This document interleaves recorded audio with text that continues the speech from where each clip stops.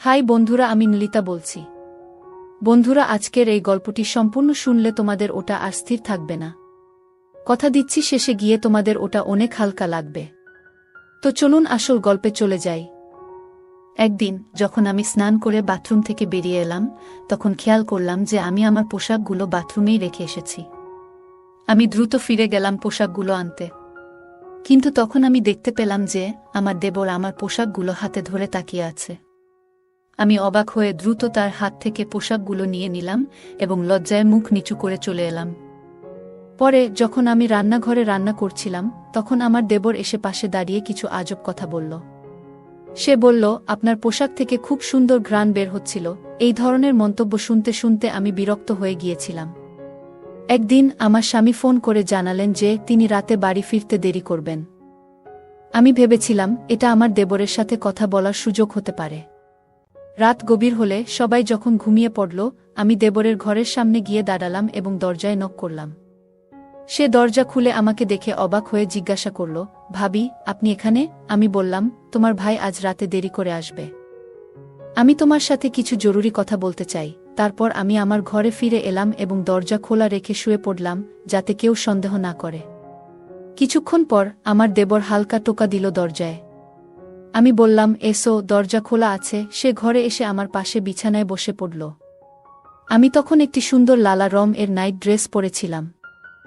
দেবর কিছুক্ষণ নীরব থেকে আমার দিকে তাকিয়ে রইল। তারপর মৃদু হেসে বলল, ভাবি, আজ তোমাকে অনেক সুন্দর লাগছে। আমি তেমন কিছু বললাম না, শুধু তাকে দেখছিলাম। তারপর বলল, ভাবি, আপনি কি কিছু বলতে চেয়েছিলেন? আমি তার দিকে এক ভালোবাসাময় দৃষ্টিতে তাকালাম এবং উঠে তার কাছে গিয়ে বসে পড়লাম। তার হাত দুটি ধরে বললাম, আজকের গল্পটা অনেক বেশি স্পেশাল, তাই কেউ মিস করো না। দয়া করে গল্পগুলো ভালো লাগলে ভিডিওটি লাইক, শেয়ার এবং চ্যানেলটি সাবস্ক্রাইব করো প্লিজ। আমার নাম প্রিয়া, আমি 23 বছর বয়সী। আমি দেখতে অনেক সুন্দর ছিলাম। বিয়ের পর একটু স্বাস্থ্যবান হওয়ায় আমাকে এখন আরও সুন্দর লাগে। আমার বিয়ে হয়েছে মাত্র 2 বছর হলো। আমি আমার স্বামী, শাশুড়ি এবং দেবরের সঙ্গে থাকি। আমার দেবর প্রায় আমারই বয়সী, প্রায় 18 বা 19 বছর হবে। সে সব সময় আমার আশেপাশে ঘুরঘুর করে এবং কখনো কখনো আমাকে অদ্ভুত দৃষ্টিতে দেখে। আমার মনে হতো সে আমাকে মনে মনে অনেক পছন্দ করে, কিন্তু কখনো মুখে তা বলার সাহস পায়নি। কিন্তু সারা দিন দেবর আমার পিছনে পড়ে থাকে। মনে হতো সে আমাকে কিছু বলতে চায়। একদিন সে আমাকে বলল, ভাবি, আমি কিছু বলতে চাই। সে ঘরের চারপাশ ভালো করে দেখছিল, যেন কিছু খুঁজছে। আমি বললাম, হ্যাঁ, বলো, কি কাজ আছে? আমি সব সময় তোমার সাহায্য করতে প্রস্তুত। তুমি তো আমার ছোট ভাইয়ের মতো। এটা শুনে তার মুখে এক হাসি ফুটে উঠল। সে বলল, ভাবি, আমি বিয়ে করতে চাই। আমি হেসে বললাম, এটা তো খুব ভালো কথা, কিন্তু বিয়ের জন্য তো একজন মেয়ের প্রয়োজন। তখন সে বলল, ভাবি, তাই তো আমি আপনার কাছে এসেছি। আমি বুঝতে পারলাম সে কি বলতে চাইছে। দেবর বলল, ভাবি, আমি আপনার মতো একজন মেয়েকে বিয়ে করতে চাই। এটা শুনে আমি মনে মনে হাসলাম, কারণ আমি বুঝতে পারলাম সে আসলে আমার বোনের কথা বলছে। আমার বোন আমার থেকে একটু ছোট এবং আমার দেবরের জন্য উপযুক্ত ছিল। তাদের মধ্যে বয়সের পার্থক্য ছিল মাত্র 2 বছর। দেবর আমাকে তার কল্পনার মেয়ের গুণাবলী বলতে লাগল, যেমন সে কি চায়। আমি বললাম, তুমি চিন্তা করো না, আমি ঠিক তোমার পছন্দ অনুযায়ী একজন মেয়ে খুঁজে দেব। শুধু বিয়েতে রাজি হও। তারপর আমি সবকিছু নিজের নিয়ন্ত্রণে নিয়ে নিলাম। আমার দেবর এই কথা শুনে কিছুটা খুশি হলেও সে চিন্তায় ডুবে গেল। কিছুক্ষণ চুপ থেকে সে বলল, ভাবি, আপনার কাছে একটা কথা বলতে চাই, তবে অনুগ্রহ করে রাগ করবেন না। আমি এমন কাউকে বিয়ে করতে চাই, যার চরিত্র এবং স্বভাব একেবারে আপনার মতো হবে, আপনার মতো এত সুন্দর হবে। আমি মৃদু হাসি দিয়ে বললাম, আমি জানি তুমি আমার ছোট বোন তানিয়াকে পছন্দ করো। কিন্তু সে মাথা নেড়ে বলল, না ভাবি, আপনি আমার কথার আসল অর্থ বুঝতে পারেননি। এই কথা বলে সে চুপচাপ ঘর থেকে বেরিয়ে গেল। আমি কিছুটা অবাক হয়ে তার দিকে তাকিয়ে রইলাম। আমি ভাবতে লাগলাম, হয়তো সে লজ্জায় তানিয়ার নাম বলেনি এবং সেই কারণেই সে কথা না বলে চলে গেল। আমি সিদ্ধান্ত নিলাম যে প্রথমে আমার বাবার সাথে এই বিষয়ে কথা বলবো, তারপর আমার দেবরকে এই খবর জানাবো। পরের দিন আমি দেবরের কাছে গিয়ে জিজ্ঞাসা করলাম, তুমি কি সত্যিই তানিয়াকে পছন্দ করো? সে লজ্জা পেয়ে বলল, ভাবি, তানিয়া আর আমি, এটা তো আকাশের চাঁদ ছোঁয়ার মতো ব্যাপার। আমি নিজেকে তার উপযুক্ত মনে করি না।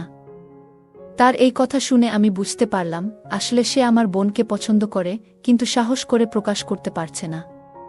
পরের দিন আমি আমার মায়ের কাছে গিয়ে বিষয়টা জানালাম এবং তার মতামত নিলাম। মা বললেন, মা, আমাদের কোনো আপত্তি নেই। তোমার বোন যদি সেখানে সুখী হয় তাহলে আমরাও খুশি। তবে তুমি তোমার দেবরের সাথে ঠিকমতো কথা বলে নিও, যেন তার কোনো সমস্যা না হয়।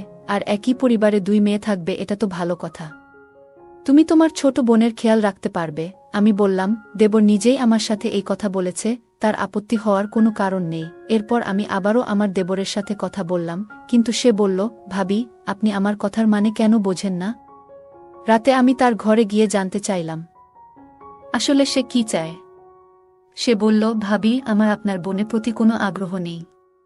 আমি শুধু মজা করছিলাম। তার এই কথা শুনে আমি খুব কষ্ট পেলাম। যদি সে আমার বোনকে পছন্দ না করত, তবে কেন সে আমার আশেপাশে ঘুরে বেড়াত এবং আমার সাথে কেন এত কথা বলতো? যদি সত্যিই তাকে বিয়ে করতে হতো, তাহলে সে নিজের পছন্দের কোনো মেয়ের নাম বলতেই পারত। অন্তত আমার বোনকে অপমানিত হতে হতো না। আমি কিছু না বলে উঠে চলে আসার চেষ্টা করছিলাম, কিন্তু তখনই সে হঠাৎ আমার হাত ধরে ফেলল। এই আচরণে আমি রেগে গেলাম। হাতটা ঝটকা মেরে ছাড়িয়ে নিয়ে বললাম, তুমি কি করছো? নিজেকে সামলাও। আমি তোমার ভাবি, আর তোমাকে ছোট ভাইয়ের মতো দেখি। সে বলল, ভাবি, তাতে কি হয়েছে? আমিও আপনাকে বড় বোনের মতো দেখি, মার মতোই সম্মান করি। এখন শুধু আমার ছোট্ট কাজটি করে দিন, আমার বিয়ের ব্যবস্থাটি করে দেন। আমি তাহলে বুঝব আপনি আমাকে সব দিয়েছেন। তার কথায় আমি বিচলিত হয়ে দ্রুত নিজের ঘরে ফিরে এলাম। মনটা খুব অস্বস্তি করতে লাগল। কিছুক্ষণ পর আমার স্বামী ঘরে এলেন এবং আমার চিন্তিত মুখ দেখে জিজ্ঞাসা করলেন, তোমার কি হয়েছে? এত চিন্তিত কেন? আমি তাকে পুরো ঘটনাটা বললাম, কিভাবে সাম্প্রতিক সময়ে দেবরের আচরণ অদ্ভুত হয়ে উঠেছে এবং সে প্রায়শই বাইরের সময় কাটায়। আমার কথা শুনে স্বামী বললেন, আমি নিজেও লক্ষ্য করেছি, সে তোমাকে একটু বেশি খেয়াল করে দেখছে। দেখো, ও আমার ভাই, কিন্তু ও বড় হচ্ছে।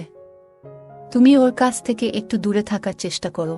এই কথাগুলো শুনে আমি কিছুটা সান্ত্বনা পেলাম, কারণ কেউ অন্তত আমার মতো চিন্তা করছে। আমার শাশুড়ি অবশ্য তাকে এখনো ছোট বাচ্চা মনে করেন, কিন্তু আমি ভেতর থেকে সবকিছু বুঝতে পারছিলাম। পরের দিন আমার স্বামী বাড়িতে ছিলেন না। আমি তখন নিজের ঘরে ছিলাম। স্বামীর অনুপস্থিতিতে সাধারণত আমি ঘরের বাইরে খুব একটা যাই না। হঠাৎ দরজায় নক হলো।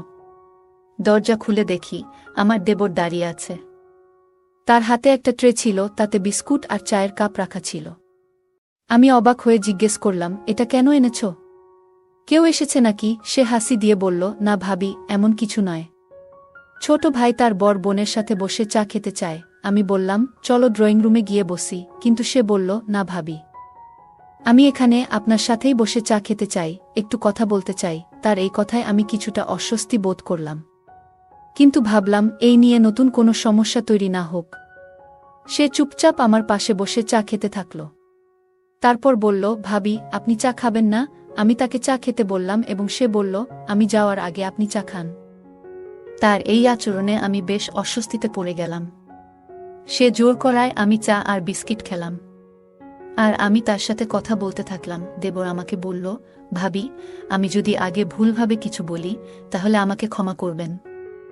আমি কিছু ব্যক্তিগত সমস্যায় ছিলাম, তাই সেদিন কথাগুলো এমনভাবে বলে ফেলেছিলাম। আজ চা আর কেক এনেছি, যাতে আপনি বুঝতে পারেন আমি আপনাকে কতটা সম্মান করি। তার কথা শুনে আমার একটু হাসি পেল। আমি হাসি মুখে চা খেলাম এবং বিস্কুটও খেয়ে নিলাম। কিন্তু চা খাওয়ার কিছুক্ষণের মধ্যেই আমার মাথা ভারী হতে লাগল। আমি কিছুতেই বুঝতে পারছিলাম না কি হচ্ছে। দেবরের মুখটা শুধু আমার চোখের সামনে ঘুরছিল। ঠিক তখনই শাশুড়ি ঘরে ঢুকলেন। তার মুখটাও শেষবারের মতো মনে পড়ল। তারপর কি হলো কিছুই জানি না। যখন আমার চোখ খুলল, তখন বিকেল 4টা বাজে। আমার স্বামী আমার পাশে বসেছিলেন। তিনি জিজ্ঞাসা করলেন, তোমার কি হয়েছে? তুমি হঠাৎ কিভাবে অজ্ঞান হয়ে গেলে? নাকি ঘুমিয়ে পড়েছিলে? আমি বললাম, হ্যাঁ, হঠাৎ করেই আমার খুব ঘুম পেয়েছিল মনে হয়। আমার দেবর চা আর বিস্কুট নিয়ে এসেছিল, সেগুলো খাওয়ার পর থেকেই আমার ঘুম পেয়েছিল। জানি না তখন আমার কি হয়েছিল। মনে হয় দেবর চায়ে কিছু মিশিয়েছিল।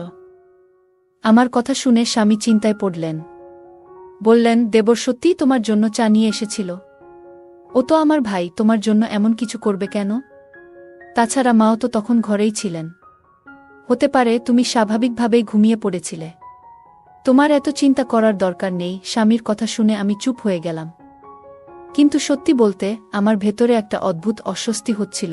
আমার খুব ভয় হচ্ছিল, কারণ জানি না ঘুমানোর পর আমার সাথে কি কিছু খারাপ হয়েছে নাকি। কারণ দেবর তো সব সময় আমার পিছনে ঘুর ঘুর করত। আমার শাশুড়ির উপস্থিতিতে আমার মনে আর কোনো সন্দেহের সুযোগ ছিল না। আমি যখন তার সাথে কথা বললাম, তখন তিনি কিছু অস্বাভাবিক কিছু বললেন না। তিনি একজন ভালো মানুষ, কারো ক্ষতি বা খারাপ কিছু ভাবতেন না। আমি তাকে অনেকবার জিজ্ঞাসা করেছিলাম, আপনি তো তখন আমার সাথে ছিলেন, কিছু অদ্ভুত দেখেছেন কি? তিনি উত্তর দিলেন, বুমা, তুমি হঠাৎ অসুস্থ হয়ে পড়েছিলে।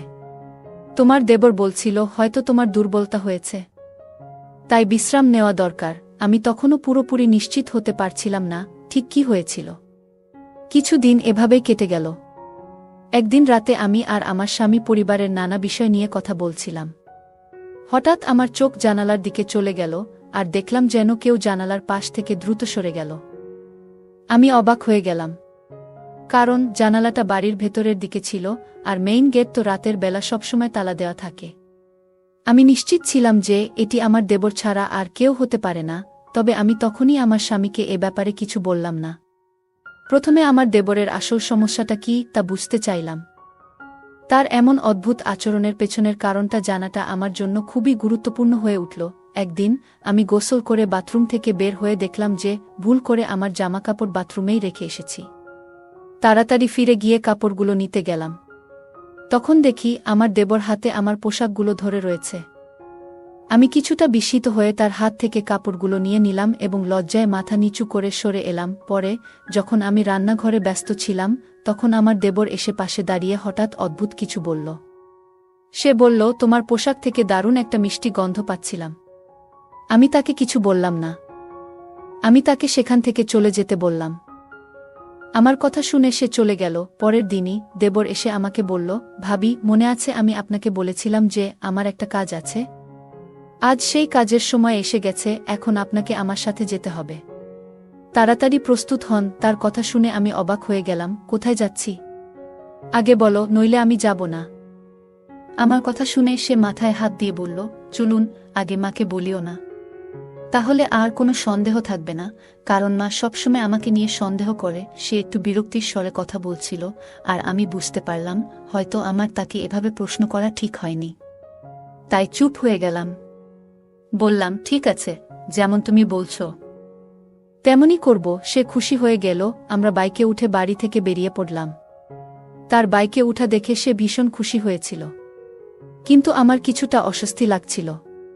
কিছুক্ষণ পর আমি জিজ্ঞাসা করলাম, আমরা কোথায় যাচ্ছি? সে উত্তরে বলল, ভাবি, আমি একজন মেয়েকে খুব পছন্দ করি।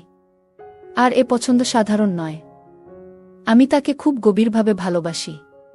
দুনিয়াতে একমাত্র সেই মেয়েটাই আছে যাকে আমি মন থেকে ভালোবাসি। কিন্তু আমি জানি আমার মা তাকে কখনোই মেনে নেবেন না, কারণ মা চায় তার বুমা প্রচুর সম্পদ নিয়ে আসুক। কিন্তু আমি চাই এমন একজন মেয়ে যার পরিবার সৎ ও গরিব। দেবর বলল, রুমি খুব সুন্দর, শিক্ষিত এবং ভদ্র মেয়ে, তবে তার পরিবার খুব গরিব। এসব কথা বলে সে চুপ হয়ে গেল। আমি লক্ষ্য করছিলাম যে সে বাইকটি এক অচেনা এবং নির্জন পথে নিয়ে যাচ্ছে। আমি তার কথায় মগ্ন ছিলাম, তাই কিছুটা ধাঁধায় পড়ে গেলাম। সে বলল, আরেকটা অনুরোধ ভাবি, আপনি ওখানে বলবেন না যে আপনি আমার ভাবি, বরং বলবেন আপনি আমার মা। তার কথা শুনে আমি অবাক হয়ে বললাম, তুমি আমাকে মা বলে পরিচয় দিতে বলছো? আমাকে তো খুব বয়সে ছোট দেখায়। তখন সে বলল, ভাবি, ওরা এসব বোঝে না। আমি বলে দেব যে আমার মা নিজেকে খুব ভালোভাবে যত্নে রেখেছেন, তাই তাকে এত তরুণ দেখায়। আমি তার কথা শুনে হাসলাম, কিন্তু তার বাইক যেদিক নিয়ে যাচ্ছিল তা দেখে আমার মন খারাপ হতে শুরু করল। মনে মনে ভাবতে থাকলাম, আবার কোনো বিপদে পড়ব নাকি, কারণ দেবরের আবভাব ভালো লাগছে না আমার। বাইকটি একটি নির্জন স্থানে থামল, আর আমার মনে অস্বস্তি শুরু হলো। আমি ভাবছিলাম, কি করতে যাচ্ছে সে? আমার স্বামীকে না জানিয়ে তার সঙ্গে চলে এসেছি। যদি কোনো সমস্যা হয়, আমি কিভাবে এখান থেকে বের হব? চারপাশে দূরে কোথাও কেউ ছিল না। ঠিক তখনই দেবর বলল, ভাবি, মাত্র 2 মিনিট দাঁড়ান, আমি আসছি, বলে সে চলে গেল। আমি একা নির্জন স্থানে দাঁড়িয়ে ভয়ে কাঁপছিলাম। হঠাৎ একটি বড় গাড়ি এসে আমার পাশে থামল। আমার বুকের ধুকপুকানি যেন থেমে গেল। আমি মাথা নিচু করে বাইকের পাশে দাঁড়িয়ে রইলাম, ভয়ে কোনো কথা বলতে পারছিলাম না। কিছুক্ষণের মধ্যেই আমার দেবর ফিরে এলো। আমি মনে মনে স্বস্তির নিঃশ্বাস ফেললাম। গাড়িটি দ্রুত সেখান থেকে চলে গেল। আমি দেবরকে জিজ্ঞাসা করলাম, এটা কে ছিল? সে হেসে বলল, ছেড়ে দাও ভাবি, সুন্দর মেয়ে দেখলে লোকজন এমনিতেই ছুটে আসে। তুমি আর চিন্তা করো না। আমি আসলে তোমার ভাবিকে দেখাতে মিষ্টি নিতে গিয়েছিলাম। সে মিষ্টির বাক্সটা হাতে ধরিয়ে দিল। আমরা যখন সেই বাড়িতে পৌঁছালাম, আমি দেখে সত্যিই অবাক হয়ে গেলাম। বাড়িটি ছিল খুব ছোট এবং পুরনো। ভিতরে অন্ধকার ছিল, তবে বাড়ির মানুষজন আমাদের আন্তরিকভাবে গ্রহণ করলেন। আমি সেই মেয়েটিকে দেখলাম, সত্যিই সে খুব সুন্দরী ছিল। তার গায়ের রং ছিল ফর্সা, যদিও তার মায়ের রং কিছুটা গাঢ় ছিল। বাড়ির পরিবেশ খুবই সাধারণ, কিন্তু সবাই খুব সম্মানিতভাবে আমাদের আপ্যায়ন করল। আমি নিজেকে দেবরের মা বলে পরিচয় দিলাম, যা শুনে তারা খুবই খুশি হল। আমার পরনে সাদা পোশাক ছিল, যা দেখে তারা বেশ মুগ্ধ হল। মেয়েটির মা বলল, আমার মেয়ের জন্য এমনই একটি ভালো পরিবারের সম্পর্ক চেয়েছিলাম। আমার মেয়ে অনেক কষ্ট দেখেছে, আমি চাই না তার পরবর্তী জীবনও এমন কাটুক। আমি তাকে আশ্বস্ত করে বললাম, তোমার মেয়ে আমাদের বাড়িতে এসে সুখে থাকবে, চিন্তা করো না। আমার কথা শুনে সেই মহিলা অনেক খুশি হলেন। এরপর আমার দেবর তাদের বলল, আমরা শীঘ্রই বিয়ের জন্য আসব, তবে আমাদের পরিবার প্রথমে রাজি নাও হতে পারে, কিন্তু একবার বিয়ে হয়ে গেলে সবাই মেনে নেবে। এই কথায় মেয়েটির মা কিছুটা চিন্তিত হয়ে পড়লেন, কিন্তু আমি তাকে আশ্বস্ত করে বললাম, এমন কিছু হবে না যেমনটা আপনি ভাবছেন। আমরা এই সম্পর্ককে সম্মানের সঙ্গে শেষ পর্যন্ত টিকিয়ে রাখব। মহিলাটি আমাদের কথা শুনে শান্ত হলেন এবং বললেন, ঠিক আছে, আপনারা যেটা ঠিক মনে করেন সেটাই হবে। ফিরে আসার সময় আমার দেবর খুব খুশি ছিল। সে বলল, ভাবি, তোমাকে অনেক ধন্যবাদ, তবে বাড়িতে এই কথা বলো না। মা আর ভাইজা এই বিয়েতে রাজি হবে না। তবে একবার আমি বিয়ে করে নিলে তারা আর কিছু বলতে পারবে না। আমি জানতাম না এখন আমাকে কি করা উচিত, কিন্তু আপাতত আমি দেবরের কথা মেনে নিলাম। তবে আমার মনে একটা বড় সন্দেহ রয়ে গেল যে সেই চা খেয়ে আমি হঠাৎ বেহুশ কেন হয়ে গেলাম। আমি তাকে জিজ্ঞেস করলাম, তুমি চায়ে কি মেশালে যেটা খেয়ে আমি বেহুশ হয়ে গিয়েছিলাম? সে অবাক হয়ে বলল, ভাবি, আপনি কেমন কথা বলছেন? আমি এমন কিছু করব কেন? আমি তো শুধু আপনাকে খুশি করার জন্য চা বানিয়ে নিয়ে এসেছিলাম। তার কথাগুলো শুনে সত্যিই মনে হচ্ছিল। যাই হোক, কিছুক্ষণ পর আমরা দুজনেই বাড়ি ফিরে এলাম। আমি খুব ক্লান্ত ছিলাম, তাই সরাসরি আমার ঘরে চলে যেতে চাইলাম, কিন্তু হঠাৎ করে আমার মাথায় প্রচণ্ড ব্যথা শুরু হলো আর চোখের সামনে সব ঘুরতে লাগল। আমি পড়ে গেলাম, এরপর আর কিছু মনে নেই। যখন জ্ঞান ফিরল তখন আমি হাসপাতালের বিছানায় শুয়েছিলাম। পাশে আমার শাশুড়ি, স্বামী এবং দেবর বসেছিল। সবাই খুব খুশি মনে হচ্ছিল। আমি জিজ্ঞাসা করলাম, কি হয়েছে? আমার শাশুড়ি বললেন, একটা ভালো খবর আছে, তুমি খুব শীঘ্রই মা হতে চলেছ। তাদের কথা শুনে আমি খুব খুশি হলাম। আমার স্বামী বললেন, তোমার অতিরিক্ত কাজের জন্যই তোমার এমন বারবার মাথা ঘুরছে। ডাক্তার বলেছে এখন তোমার শুধু বিশ্রামের প্রয়োজন। সবকিছু পরিষ্কার হয়ে গেল আমার কাছে। আমি ভুলভাবে আমার দেবরের উপর সন্দেহ করছিলাম, কিন্তু সে আসলে সারা দিন আমার পাশে থাকত, যাতে আমাকে তার সেই বিশেষ সম্পর্কের ব্যাপারে বোঝাতে পারে। আমি ভুল বুঝেছিলাম তার এই আচরণগুলো। এরপর থেকে আমি আর তাকে নিয়ে কোনো সন্দেহ করিনি। পরে আমি সবাইকে তার এবং সেই মেয়ের সম্পর্কের কথা জানিয়ে দিলাম। আমার বারবার বোঝানোর ফলে পরিবারও অবশেষে তাদের বিয়েতে সম্মতি দিল। আজ আমার বিয়ের 5 বছর কেটে গেছে। আমার একটি ছোট্ট মেয়ে আছে, আর আমার দেবরও তার সেই ভালোবাসার মানুষকে বিয়ে করেছে। তারা এখন খুব সুখে শান্তিতে জীবন কাটাচ্ছে। গল্পটা কেমন লাগলো জানাতে ভুলবে না। আরও মজার মজার রোমান্টিক গল্প শুনতে চাইলে ভিডিওটি লাইক, শেয়ার এবং চ্যানেলটি সাবস্ক্রাইব করতে এবং বেল আইকনটি ক্লিক করতে ভুলবে না। ধন্যবাদ।